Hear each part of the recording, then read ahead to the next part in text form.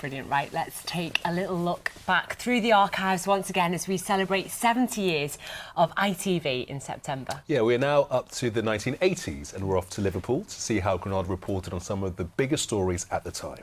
Our Merseyside correspondent Annie Bonner now looks back at two events which helped shape the city.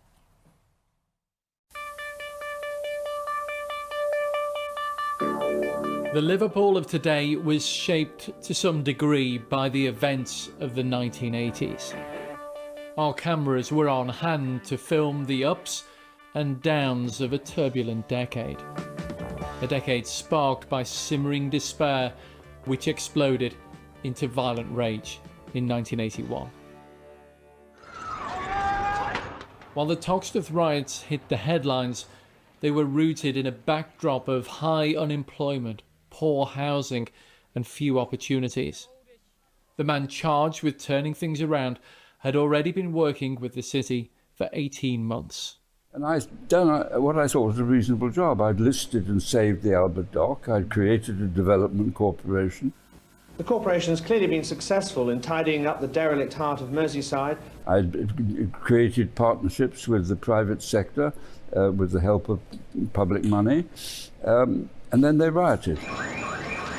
I said to Margaret Thatcher, look, law and order, absolutely sacred to a Conservative government.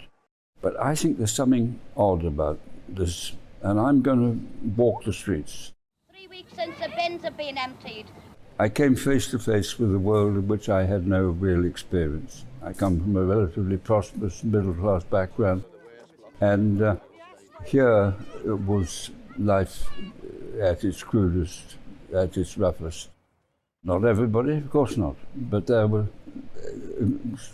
examples of acute poverty and despair. We're beginning to see an improvement in the situation. It takes time, but it is. I spent 18 months, once a week, coming to Liverpool. We had a notebook. Each page was a project, but it changed me.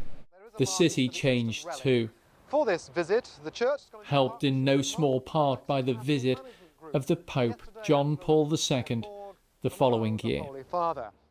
The Pope's first port of call will be for a service at around 5:30 in Liverpool's Anglican Cathedral, before the Pontiff moves off along that oft ceremonial way called Hope Street to Liverpool's Roman Catholic Cathedral.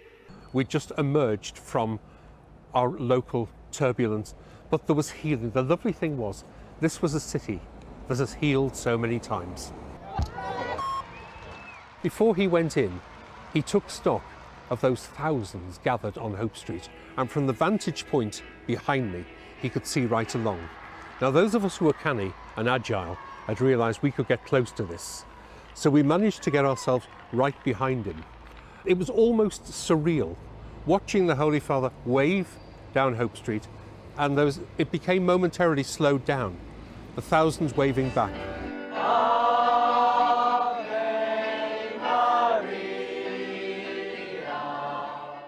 I raced home and watched it on television a few times.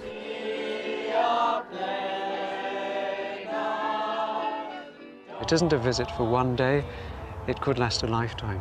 To look back and think, this was a day that a saint came to Liverpool. We'll never lose sight of that.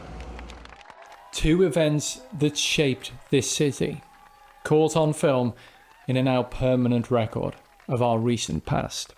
Andy Bonner, ITV News, Liverpool. Memories from the 1980s there. OK, time for sport now.